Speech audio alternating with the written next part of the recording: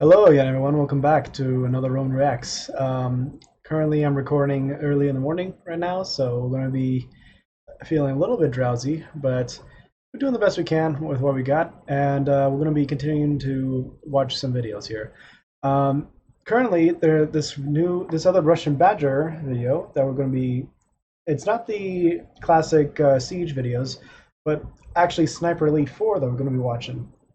It was down the list and it just caught my attention. I thought, why not give it a little watch? So, yeah, we're just going to be continuing to do some more Russian Badger videos here for you, along with some Vanos videos in the future as well. And yeah, just got to keep on working hard and try to keep on growing and getting more views and whatnot. And got to keep at it. Anyway, without further ado, let's get right into it. So, editor. All right, we got that set and it's all good. So be sure to leave a like, be sure to leave a subscription. It does help me out a lot. And I'll also leave at the end of this video a little description for Russian Badger for you guys to go and sub to as well, if you're not already. But yeah, that's a phase and a half for Sniper Elite. But yeah, let's give this a watch. 3, 2, and 1.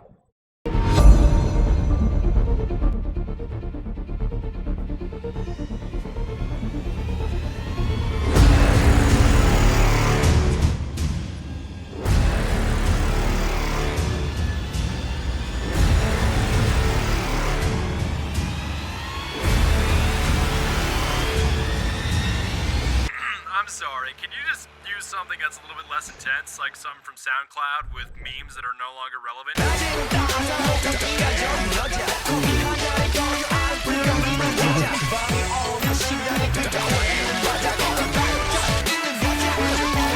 Ooh.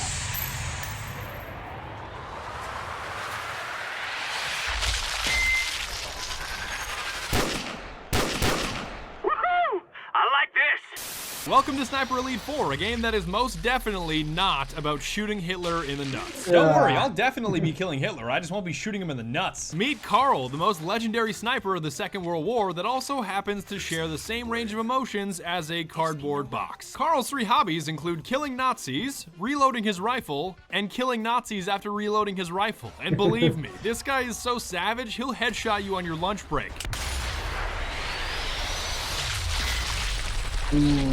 Whoa, that's like fucking mean. You take control of Carl on his magical adventure to kill anything that bleeds and blow up figuratively everything else.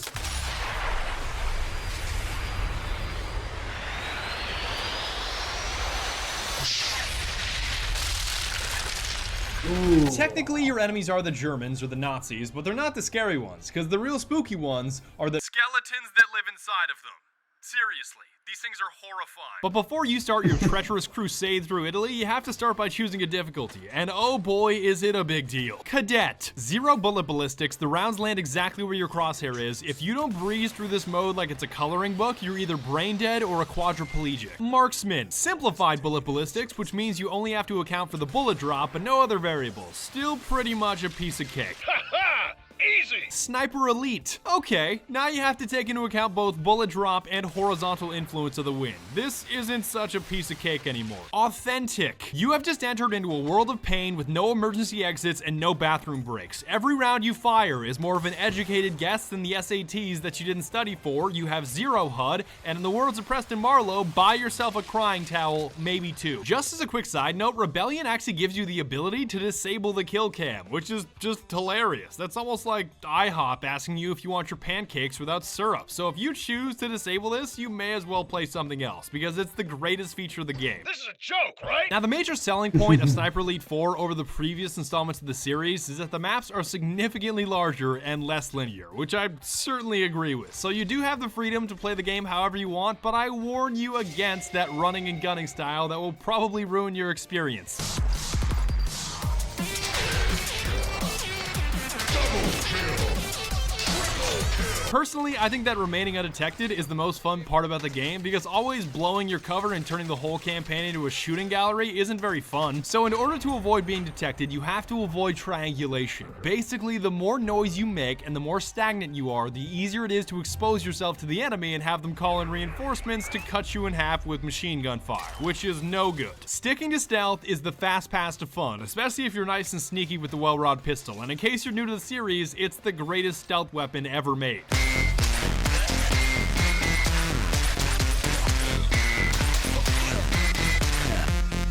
And if bullets aren't exactly your style, you can always change the game into a sandbox experience of Mortal Kombat where you eviscerate your enemies like Johnny Cage.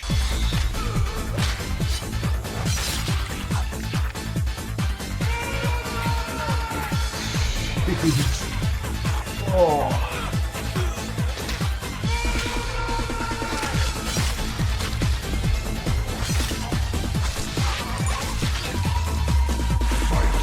But of course, your bread and butter is always going to be your rifle, so if you want to stay undetected while busting helmets, it's best to either fire while masked under the cover of loud noises nearby, or simply use suppressed ammunition, which is basically cheating. Boom! Headshot! Explosion! Kaboom! Where are you running, pal? Of course, using suppressed ammunition is much easier, but the capacity is limited in your loadout, the shots are a little harder to land on higher difficulties, and it's much harder to come by when looting. Quick side note about looting, you automatically pick up most things simply by running into them, but you can take extra time to loot if you want extra goodies. That's about it. But if you're not in the mood for looting, you can rig up corpses with mines instead, and when other enemies come to investigate, they get a little surprise.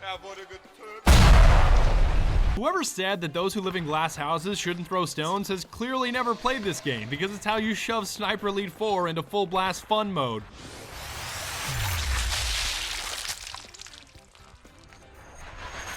If you want to kick it up a notch, you can always swap the rock for a sticky grenade, because Carl's more surgical with his throws than Tom Brady in the fourth quarter. Grenade. I am throwing a grenade. Grenade out. How can I not see you?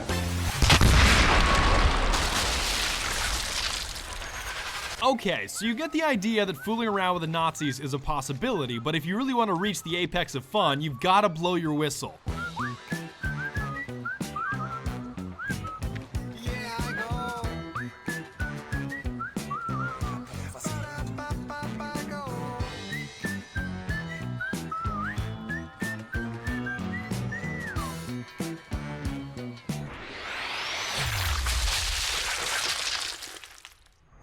Technically, back then it's not This really sensory brings me back mines. to the Splinter Cell days, but It's throwing more sensory. Those types of mines, you have to step on them and then they blow up.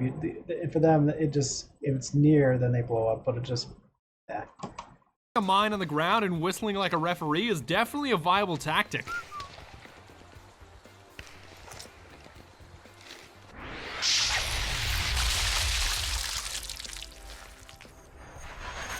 You can always bait with the aforementioned rocks simply by setting a mine down and throwing stones at it until somebody investigates, so whoever said you can lead a horse to water but you can't make it drink was probably an idiot.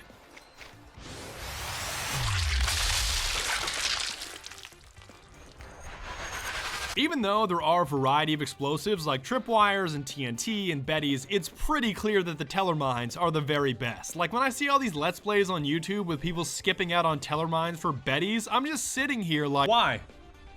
Why? Why? I'll be honest, I'm nothing short of godlike with the rock/whistle combo. To the point where when two enemies are running at a mine, I'll hit the first guy in the face with a rock just to make sure the second guy is close enough to the explosion to die.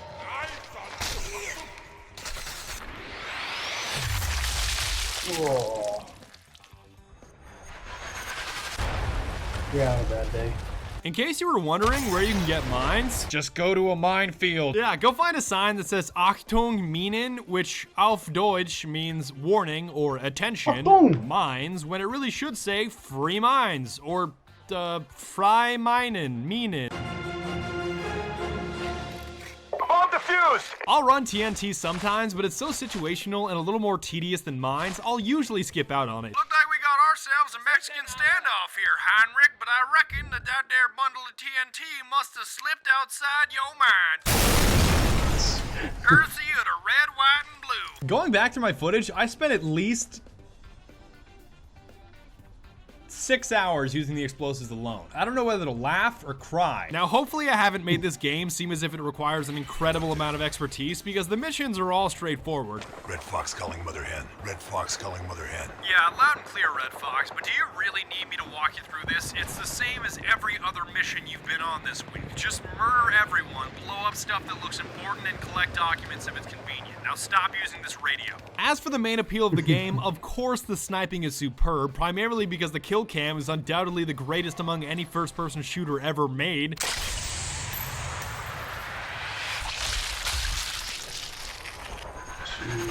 You are handsomely rewarded for headshots, lung shots, heart shots, intestine shots, kidney shots, liver shots, and of course testicle shots. Oh, not the man's. Now, you can't spell nutrition without nut, am I right? Oh, no. In case you were wondering, the game rewards you more for a testicle shot than it does a heart shot. I confirmed this at the firing range. Testicle shot. Ouch. Of course, you've got the standard kill cams where you definitely send the guy to the dentist, but my favorite are the ones that send the Germans flailing through the air like they're breakdancing.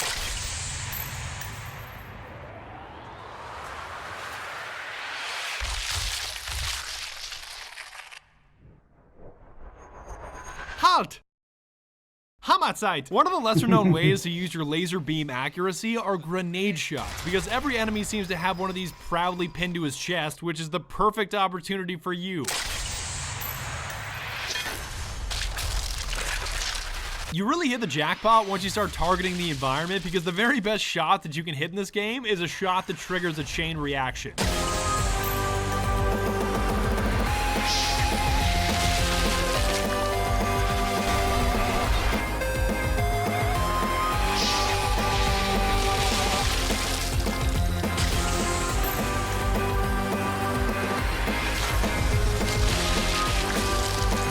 And in case you were wondering, there are an endless combination of ways to murder Hitler, including dropping a submarine on his nuts or blasting him to smithereens with an airstrike, but that wasn't incredibly creative to me. You're right, buddy. So I stealth murdered all of his allies, rigged up the maximum amount of explosives possible on his escape route, covered them all up with corpses, and waited for him to run to his impending doom.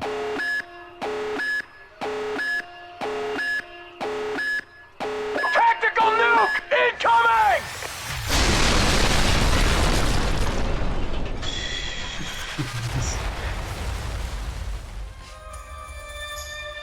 And that's about it. I'd like to thank Rebellion very much for sponsoring this video, in case it wasn't already conspicuously obvious with the watermark in the top of the description, but I will see you guys next time with a video game that does not have spooky, scary skeletons. Peace out. In case you're wondering, 17 times after the full playthrough on both the previous press version and the retail version. The per playthrough 17. I know it's odd, but sometimes you don't have it. Okay. Okay. Man, that game's it's super cool, and just being able to, like, for me, I would probably just go full stealth, just attempt to stay as stealthy as possible, get away from enemies, and try to get to my targets without being seen. So that's actually kind of fun to be able to plan, navigate around the map, get to your enemies. And I know there's a zombies version of that game, and it's crazy how they managed to make a slow person shooter with a slow pace sniping and stealth to a full-on zombie apocalypse where you're trying to survive with your friends. So but yeah, anyway, that is it for me, guys. Hope you enjoyed, hope you have a good time, and be sure to check out Russian Badger. I'll be posting a little icon here, and as always, thanks for watching, guys. So thank you. Romans, salute.